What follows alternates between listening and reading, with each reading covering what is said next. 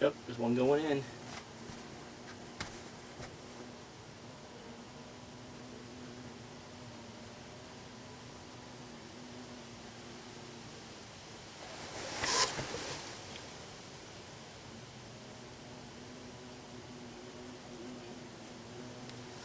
Actually, a couple of them flying around the backside of the box trying to get in.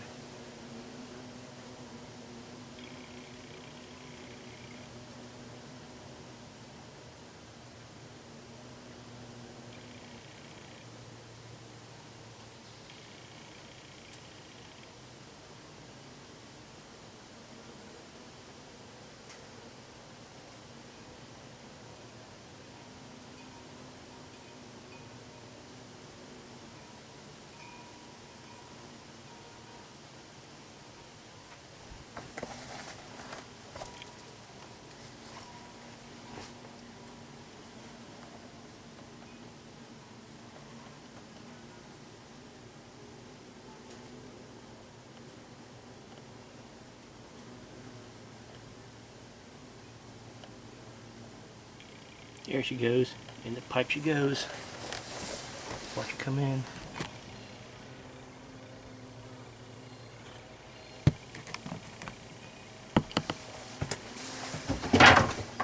That one flying around right here. Need to get back so she can get in.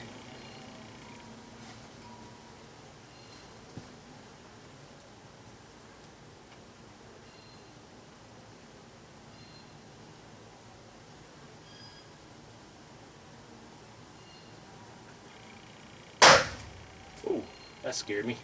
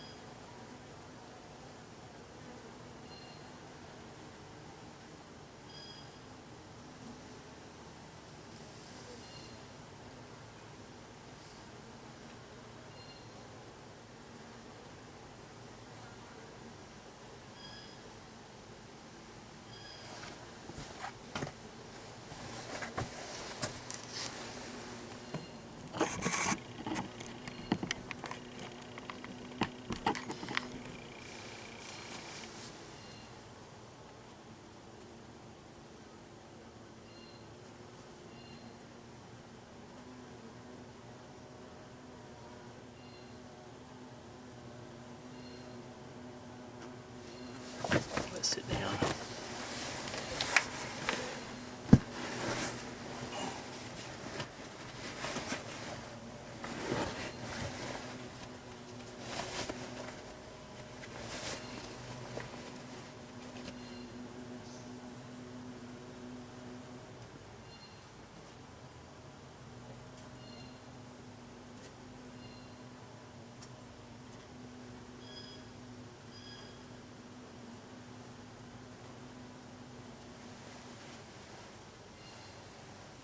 Yep, comes another one in.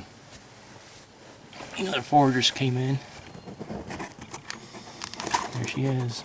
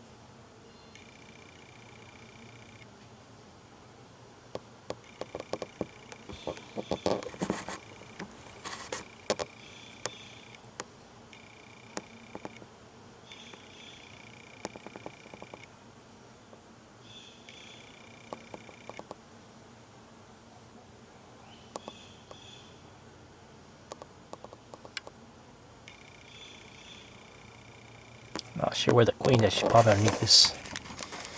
One thing the bees did, they took that mouse nest material and they pulled over top of the rest, most of the brood comb, but only the sides can be exposed, which is here, here, and right here. So she's probably underneath all that. So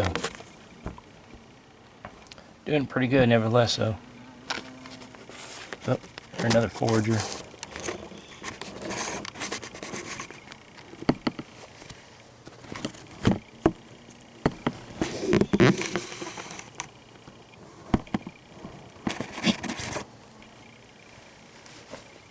One just left, so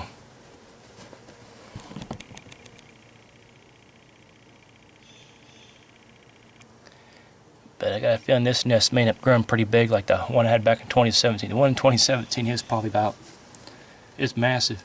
It like filled this section of the box up over halfway. It was huge.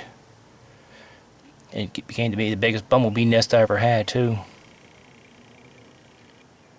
Hear 'em buzzing. Yep, comes another one.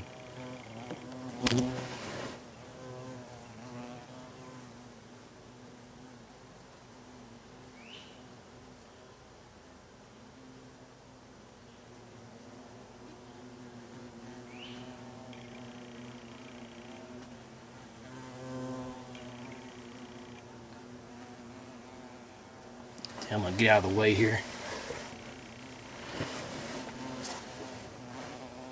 There you go. She's going in there now.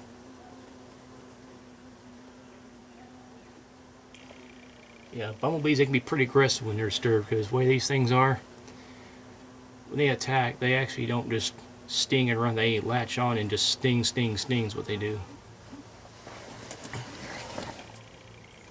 Yep, and she just came in. There she goes.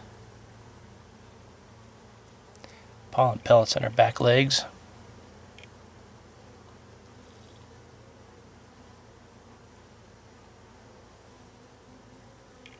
Hopefully when this nest gets bigger and bigger, that they'll take that top part off the nest material off the top of the nest. That way it'll be easier to see in there.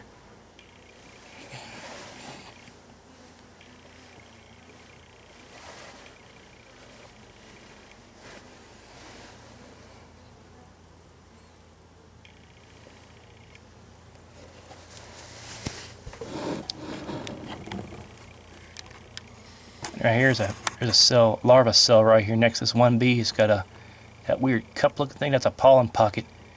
Bees, what they'll do is they'll put pollen in that, and we'll put pollen into that, and it forms like a continuous food supply for the larvae as they grow.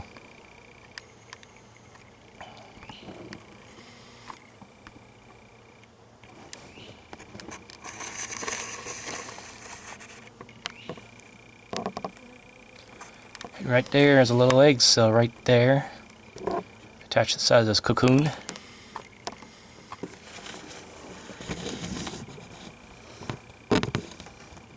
There's some small cocoons right there, and you see like a wax shell like layer right there. See that? Yep, she's ready to take off, I think. There she goes.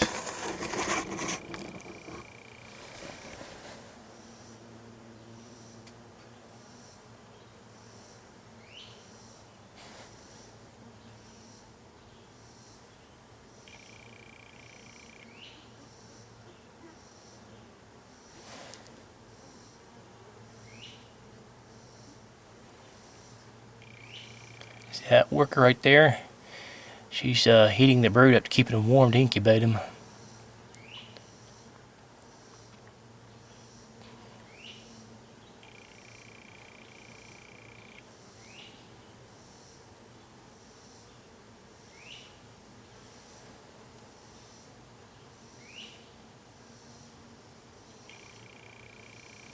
A couple little bitty workers right there. I've seen some bumblebee workers that actually are smaller than a honeybee worker. Very, very tiny.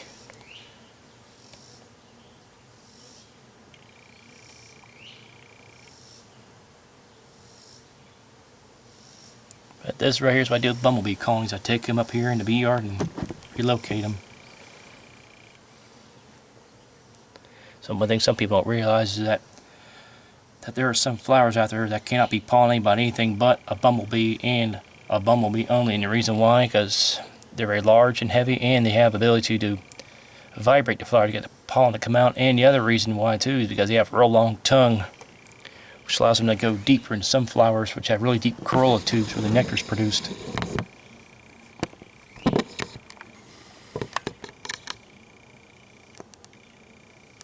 It's cool watching these.